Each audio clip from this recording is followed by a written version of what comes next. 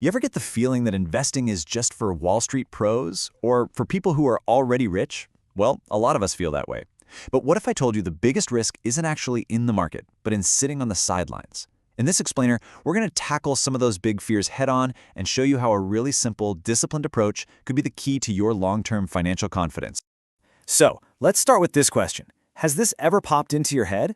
If you've ever felt that little hesitation, that knot in your stomach when you think about investing, you are so not alone. Most people stay away from it not because they don't care, but because they're genuinely afraid. Let's look at why. First up, the big one, right? The fear of seeing your hard-earned cash just vanish. And look, that makes total sense. We're taught from a young age that the safest place for your money is tucked away in a bank account. And then there's the whole complexity thing. I mean, the financial world seems like it has its own language, full of jargon and confusing charts. It's so easy to feel like you need a PhD just to get in the game. And that feeling of being overwhelmed usually leads to doing, well, nothing at all. And of course, time. Let's be real. You're working, maybe you have a family, you're probably exhausted by the end of the day. Investing just sounds like another chore, something you have to constantly check and worry about, and who has time for that?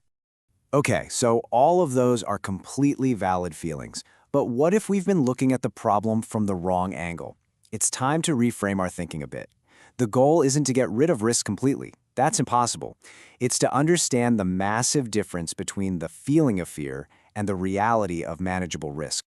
This chart breaks it down so well. See, fear is emotional. It's what paralyzes you and makes you want to avoid the whole thing. But risk is different. It's something you can actually work with. You can measure it, you can manage it, you can navigate it with a plan. And here's the kicker. Avoiding investing doesn't actually get rid of risk. It just swaps it for a much sneakier one. And that sneaky risk, it's called inflation. You've heard the word, but what it really means is that over time, your money buys less stuff. It's that invisible force that's always eating away at the value of your savings. So when your money is just sitting there in cash, it feels safe, but its actual buying power is slowly shrinking day by day. This chart shows you exactly what that looks like in the real world. That $100 you have today, in 10 years, it might only buy what $82 buys today. And in 20 years, maybe only $67 worth. That's the hidden cost of playing it safe by doing nothing. So, if the real danger is just staying stuck because of fear, what's the solution? It's something that sounds kind of boring, but it's actually your superpower: discipline. And this has nothing to do with being a financial genius. It's about creating a simple system that just works for you almost on autopilot. I absolutely love this quote because it just nails it. Discipline is about taking the decision-making and all that emotional back and forth out of the equation. It turns investing from something you have to force yourself to do into something that just happens.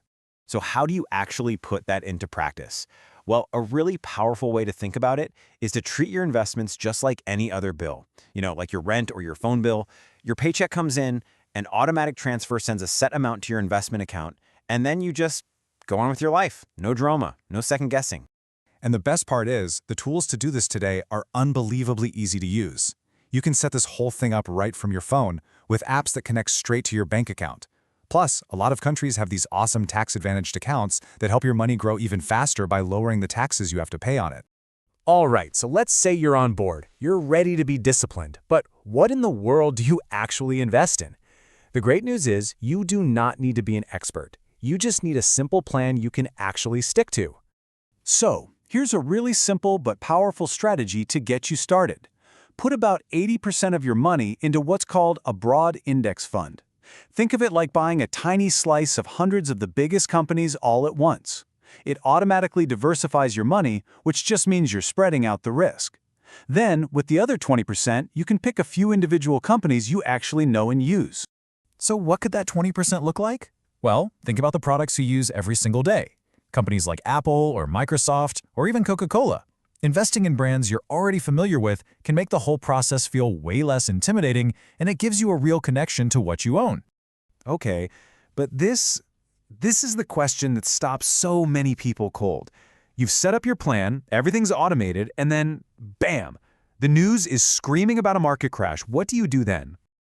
The most important thing to remember is this one simple fact. That's normal. It really is. Markets go up and markets go down. That short-term choppiness is just part of the deal for long-term growth. The key is to not freak out. And this is where that discipline we've been talking about becomes your superpower. Having a system takes the emotion out of it. Most people don't lose money because markets fall. They lose money because they let fear take over, and they sell at the absolute worst time. Your discipline is what helps you just stay the course. Now, before you dive in, there are a few really important ground rules. First, this is all about the long game. This isn't about getting rich quick. Second, it works best when you have a stable income. And most importantly, you have to build up an emergency fund in cash first. You never want to be in a position where you're forced to sell your investments when the market is down just to cover an unexpected bill. So if you take one thing away from all of this, let it be this. The goal is not to become fearless. Nobody is. The goal is to build a system that works for you whether you feel scared or not. Start small, automate it, and just give it time. That's how you build real, lasting confidence. We really hope this has given you a new way to think about investing. Of course, all of this has been for educational purposes. Investing always comes with risk, so please make sure to do your own research and think about what's right for your own situation.